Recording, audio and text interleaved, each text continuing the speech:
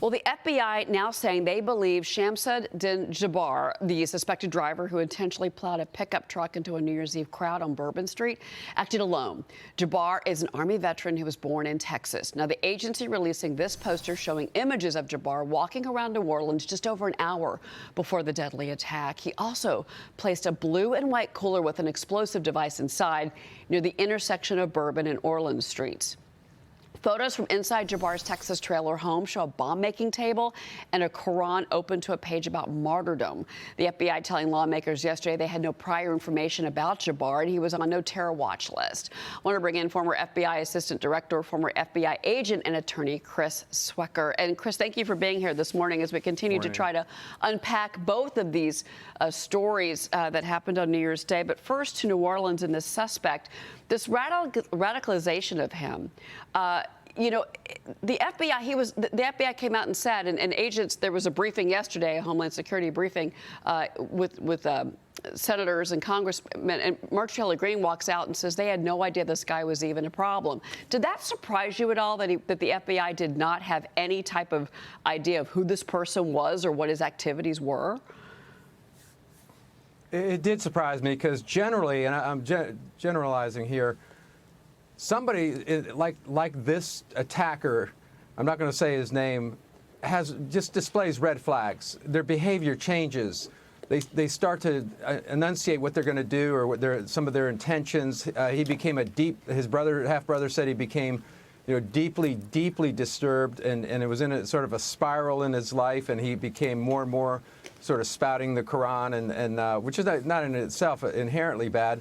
But it's, he was just displaying some of the behaviors that might alarm somebody, and that's the old if you see something, say something.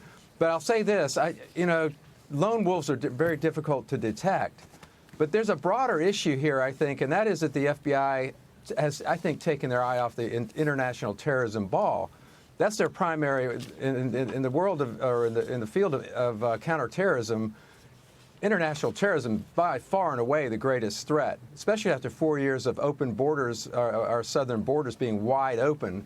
I think we should have sent 1,000 agents down to the border to interview every special interest alien that came across that border, because it's certain that there are, lone wolf is one thing, but terrorist cells present an even greater danger, and I think the FBI has somewhat taken their eye off that ball in favor of sort of domestic extremists. James Carafano has an op-ed this morning on FoxNews.com that echoes many of the sentiments that you are saying as well, and he talks about, well, the title is "More Islamist Terrorists Coming. We are woefully unprepared," and he talks about, he says, ISIS and others are back. And he says Biden's humiliating withdrawal from Afghanistan reignited the hope that America really was the paper tiger that Osama bin Laden claimed that we were.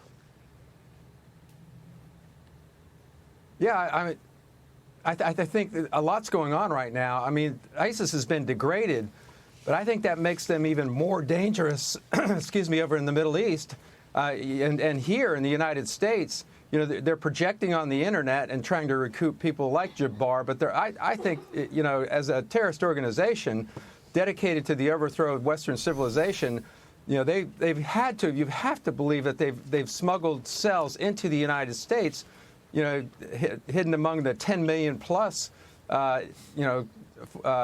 illegal aliens that have come across the border. So again, back in 2003, I led a group of FBI agents in Iraq going upstream to find terrorists. We interviewed every non-Iraqi that was captured in that theater on the theory that they were potential terrorists. You have to get proactive with international terrorism. You're not going to find them sitting behind your desk. Yeah, no, and, James Carafano says that open borders are a death sentence. That is a quote from his op-ed this morning about where we're at right now. I want to bring in Emily Domenech. She's got a question for you, Chris.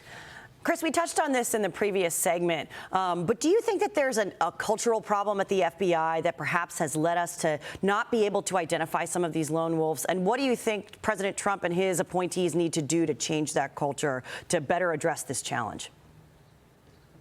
Well, clearly there is a cultural issue in some parts of the FBI. I think that the DEI initiatives have sort of discarded merit as a system of hiring and promotions. I think they're going to, that's going to change very quickly. I think also that the FBI leadership, I mean, there are great people in the FBI. They're just starving for good leadership. They're just looking for good leadership. And someone who will, at times stand up to the administration or stand up to the Department of Justice.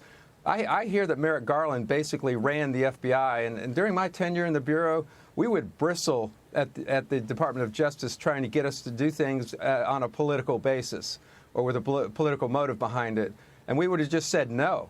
And I saw it firsthand a couple of times.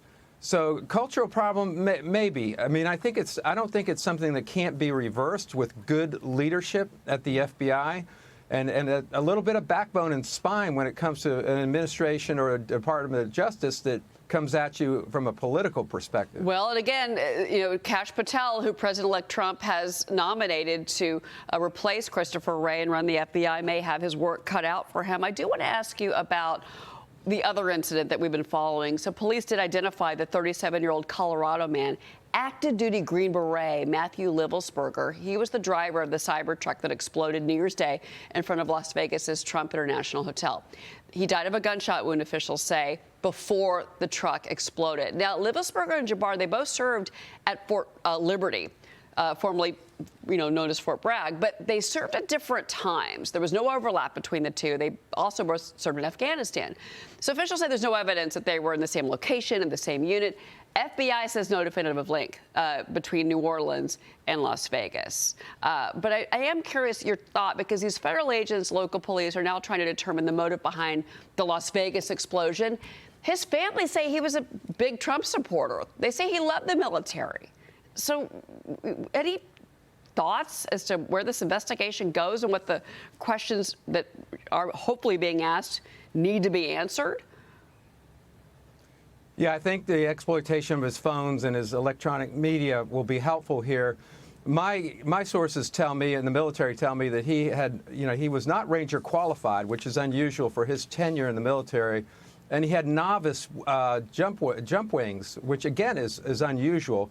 And I say that in the context of someone with his experience would know how to make a decent IED, and what he had in the trunk was not very sophisticated. So I think what we have here is a very elaborate suicide in a fashion that was designed to draw attention to him and his experiences in the military. He was deteriorating, and he was suicidal, and the military is just not good at preventing suicide. All right, Chris Swecker, what a shame. Thank you so much for being here, Chris. We'll be right back, everybody.